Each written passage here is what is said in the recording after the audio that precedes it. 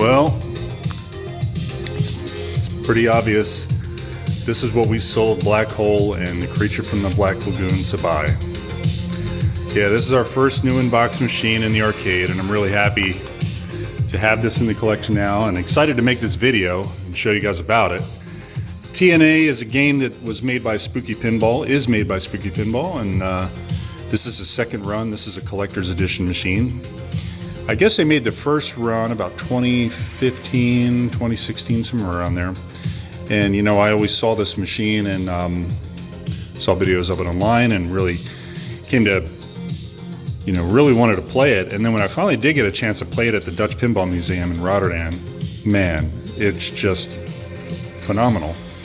I mean, you can tell by the soundtrack, this music, the entire game was designed by a guy named Scott Denisi, and he was contracted by Spooky to actually produce this machine. He built the first one as a homebrew for himself and wrote all the music you hear. He's a DJ. He also wrote all the code and programmed the whole game. The art was done by a guy named Matt Andrews, I believe. And yeah, he built the homebrew, and then Spooky hired him to actually produce this machine. So this is the second run. Spooky made 500 of the original run, and then there was some rumors that they were gonna reproduce this thing and come out with a collector's edition, 250 more machines. So when I heard that, I jumped on it and got my deposit in, and yeah, I had to sell 2 machines in order to make that happen. But what's different about the CE version? Well, turn the music down a little bit. The CE does have this black armor. It's got this black powder-coated armor, which is pretty cool. It's got like a multicolored sparkle to it in the powder coating. And you know, you got a powder-coated lock bar. You got a powder-coated apron. Rails are powder-coated. The coin door is powder-coated. The legs. You know, up in the head here. This speaker panel here is metal on this CE version, and that is can actually grab the key and fold that down. I guess on the original run this was not metal. This was I guess a wooden panel. But yeah, it's fully metal in this one. This is kind of the same deal that Rick and Morty has, and I was super lucky enough to get collector's edition number 1, machine number 1.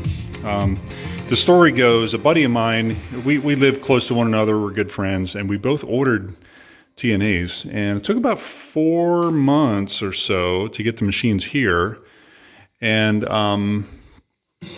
when they did finally show up, he knew that obviously I'm a big pinhead, and so is he. He really enjoys pinball, but he thought that collector's edition number 1 machine would be really important to me, and he finally, we actually traded, because when I ordered my machine, my credit card got initially declined, and then I had to go back, and anyway, so I ended up with machine number 66, and we traded machines. So that's how I ended up at number 1. But yeah, the machine showed up, and it had a couple mechanical issues, which I'll discuss a little bit. We're going to take a look inside the head here. It was a little bit of work to get this thing to run. Initially, we got it out of the box. There was no damage. It took about 4.5 months to get here, all the way to Germany, working with some shipping companies. And like I said, there was no damage, but there was some mechanical issues. This is an upgrade that I did here. This is the Hooked on Pinball EL tape, I guess you would call it. EL wire, EL tape, electroluminescent tape here that goes on the inside of the rails. That's a mod the game did not come with, and you can see here even the spooky ghost is backlit, which is pretty slick. It's actually just a white panel of EL paper with a red cell material here, and give it some red eyes. But yeah, so that's the basic story behind how this machine ended up here and why I bought this machine. This is the first new in-box machine I've ever had. So yeah, I'll go ahead and open up the back box here and get the glass out, and we'll take a look at the electronics and we'll start to dive into this machine. So here's the inside of the LCD panel, right? One of the complaints about this machine is this LCD panel is really not the greatest. The blacks you can see are really not that vivid and dark. And I've actually adjusted the contrast up higher on this and brought the brightness down to try to make it look a little better. But some people buy a new score display, a new LCD panel, and will replace that. But basically this game runs on, in essence, a Raspberry Pi. This is basically the brains, the CPU of the whole deal right there. And it's running on a multimorphic system. Multimorphic P3 rock is what it's called. So this is your P3 rock here. So this will interface through USB with the Raspberry Pi, and then basically it can control LED boards, switch boards, and coil boards. And these are serial cables, and the serial cables are daisy chains, so they'll run from one board to the next to the next. These two boards here control the coils. And then you can probably see up inside the head, there's not much there. I'll pull the back glass out, but there's only some LED strips in here in a triangle. So I'll get and pull the back glass out, and then we can see a little better. Okay, so the LED strip here is pretty daggone bright, so it might be a little bit hard to see, but you got a knocker coil up here. You got your wires in your connector for the beacon that's on the top. And this topper here actually came with the game. I guess it's also something that they added for the collector's edition, and Scott Denisi signed it himself. This kind of harkens back to the high-speed topper. The high-speed topper said the exact same thing, hot pinball action like that. I don't actually have it on my high-speed over there. My high-speed didn't have it when I bought it, but that's where that comes from. But you can see, maybe you can see, if I can maybe turn the brightness down a little bit on the camera. You have a score display here, and this is one of the problems I had with the game when I first got it, is this entire score display was bad, was inoperative. It runs on a Raspberry, not a Raspberry, it runs on an Arduino Nano, which is on the backside. And I think perhaps the problem was with the Arduino, because I moved all the chips around and I checked for bad solder joints. I didn't find a single problem with the board, but yet again, it still didn't work. So Spooky did send me a brand new one, and it worked fine. The other problem I had was one of these coil boards failed on me within about the first 5 or 10 games, and Spooky sent me, they sent me a box with the new score display, and they sent me 3 of those PD16 boards, which is great. So now I have a couple spares.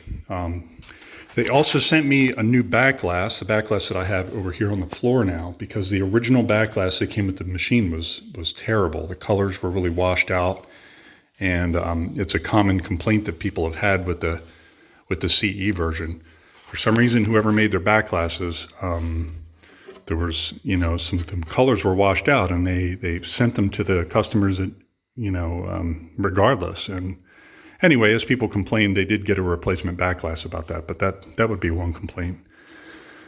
I got a screw sitting here on the speaker, so let's see where that goes. I've been working in here before, and I changed out this score display.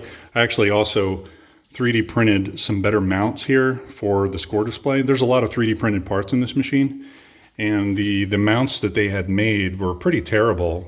So I redesigned these in Tinkercad, and I printed new ones out myself. This did not exist before. I wanted something, because this is really floppy. It would kind of flop back and forth. So I actually made my own mount here for the center, and then replaced that one there. But yeah, that's basically the gist. There's not much to it. Again, it's a Raspberry Pi. It boots up, and the boot sequence takes about 20 seconds, 25 seconds. It's not really that long. But it's not instantaneous like some of your older System 11s and things like that, where it'll boot within 1 or 2 seconds. So yeah, that's what it is. And I hope in the long term that this is a reliable system. I mean, the multimorphic system is used in Rick and Morty, Halloween, TNA. Now they have Scooby-Doo coming out, and I guess it uses a different board system. So There are quite a few machines out there with this multimorphic, so I hope in the future that we continue to get good support from Spooky and from the multimorphic company, because this is SMD level soldering here, right? So I have started to try to build some capabilities to repair SMD components. I got a microscope and I got a hot air soldering station recently, because I see in the future that things are going this way. So I want to try to get ahead of the curve and be ready to work on that stuff. But yeah, let me put the backglass back in and we will raise the playfield. All right, we're getting raise the playfield up here. And since this cabinet has art blades on the inside, I want to be careful not to damage this. So I actually made my own little protectors here. You can buy protectors, but I just had a couple sheets of poster board around, black poster board, and just cut it out to a certain shape that will protect the art blades and still allow you to raise the playfield up. So make something like that, and I've already seen people complain that the second or third time they raised the playfield, they had already damaged their art blades. So do something like that in the beginning and save yourself the heartache. So, and it has a stern style lock bar setup, which I don't really care for, but I'm kind of used to it now. So the lock bar locks in with these little tabs here, as you see. So it takes a little bit of getting used to, but it's the only machine I have like that. And then, yeah, it comes right up. And it does have the rails on the bottom, which is quite nice. So I have not taken the balls out of the machine. I do need to do that.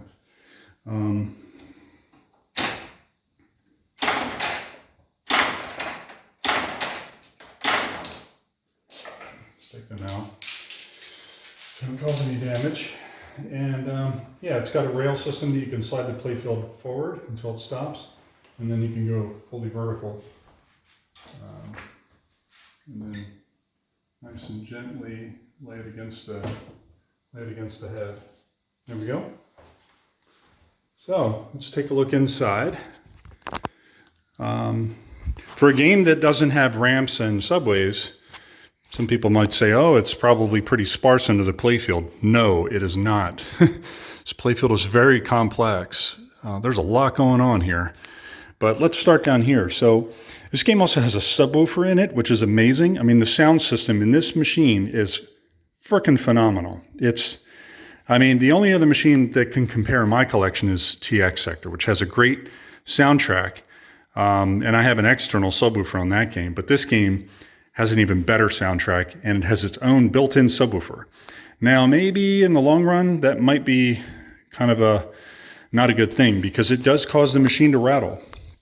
And you can see under the playfield here, you got a lot of boards here, and they use these ribbon cables to connect the boards. And all of these are hot glued. The ribbon cables have been hot glued by Spooky.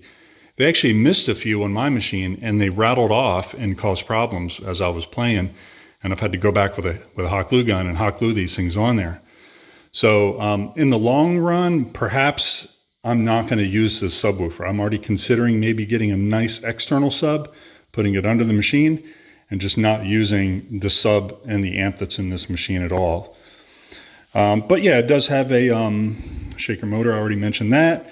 It's basically an audio amplifier from a car. And then I think I counted up on the solenoids in this thing, and I think it has something like 30 or 31 solenoids. So it is a very complex playfield. This is the lock mechanism here called the Denisi lock. It was those drop targets up top. I haven't talked about it yet, but it's actually a really amazing part of this machine. It was the first time that drop targets had ever really been used that way as a ball lock and staging system. And you'll see that when I go to play. This is your scoop here, the one down on the left side of the playfield. There's another scoop at the back of the drop target assembly. You've got LED control boards here. You've got switch boards. You've got all kinds of stuff going on. So every single LED is addressable. And they're RGB, they're fully controlled LEDs. So you get a beautiful color and light show, and you get an amazing sound. And yeah, just this game is phenomenal. So yeah, that's basically the bottom side. That's got the auto launch here for the ball trough, or not the ball trough, but the shooter lane. And yeah, other than that, I can't see much about it. The flippers are interesting. I noticed after being under here a couple of times that the flippers they have indestruct switches installed, but they're not wired to anything. So the flipper system on this game must operate. I mean, it certainly got flipper coils with. Sorry, the camera's pointing the wrong place. Certainly got flipper coils with the two separate coils here for high power and low power, high side and low side. But the indestruct switch is not even hooked up, and that's on both of the flippers. And yeah, that's strange. Never seen that before. But yeah, that's basically it. In the back of the machine here, we'll take a look. You've got a couple things going on. You've got your power supply here, which is, I believe, the 5-volt power supply. This one here gives you the 48 volts. Or maybe this one gives you 12 and 5, and this one gives you 48. And the 48 is used for the coils. The thing on top is an inverter for my EL lights that I have here. This is an upgrade that I added, this EL paper that's behind the Total Nuclear Annihilation text. And it's actually been driven, it's being driven by this inverter that sits here. And that's really convenient because it plugs right into a power distribution board that's back there in the corner. So that thing gets the 48, 12, and 5 volts, and then you have a bunch of outputs, and they're not all used. There's some of them that are still open. So if you have accessories you need to use, or you want to add to the machine, then you can plug them right in there. And I'm not sure like how close to the threshold they are on the maximum output of these power supplies, but what I added here with this inverter, I think it's got a 12-volt input. I'm looking at it there. Yeah, input is 48 volts. It goes on the 48 volt side. So, but yeah, there's room in there if you want to add some under cabinet LEDs or something like that, as long as it's not too much. So, all right, so that's under the Playfield. I'm going to put the camera back on the tripod, get this put back together, and we'll play us some Total Nuclear Annihilation. But I'll show you one other thing that was cool about the newest code that Scott put out. The other great thing about this machine is the designer is active on Pinside constantly, and he is very connected with the people that own the machine. I mean, you can literally ask him a question, he'll respond to you within a day. And he also is keeping the code up to date and trying to fix bugs. And he's adding functions to the game. Watch this. When you hold down the flipper buttons for about 5 seconds, you'll put the game into Jukebox mode.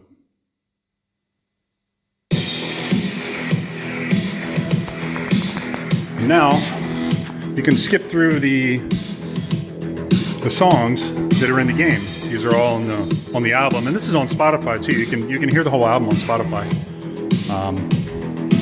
So that's pretty awesome. So yeah, phenomenal machine. Total Nuclear Annihilation. Not that many of them out there. Only 750 made, and there's not that many on location. Around here in Europe there are a couple on location, but maybe there's only about 15 of them in Europe total, at least on Pinside. So really happy to have this one, and shout out to my friend, my buddy. Him and I both ordered one, and he was a nice enough guy to let me have collector's edition #1. So I want to thank him for that. He knew it would mean a lot to me, and yeah, phenomenal machine. Hope you enjoyed it, and keep a watch out for the channel. Trying to get through the rest of the collection. This one's out of order. This is the most recent pickup that we had, but I just was excited to make a video about it, and I hope you guys enjoyed it. And yeah, get some more videos released here soon, so take it easy.